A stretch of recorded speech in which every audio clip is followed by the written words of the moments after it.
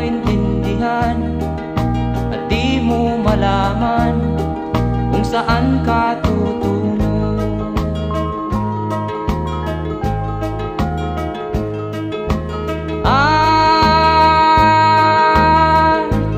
Kung nakamit mo na ang pangarap, di pa rin masiyahan, ang nais mo'y madagdagan, limot mo na ang iyong pinagmulan.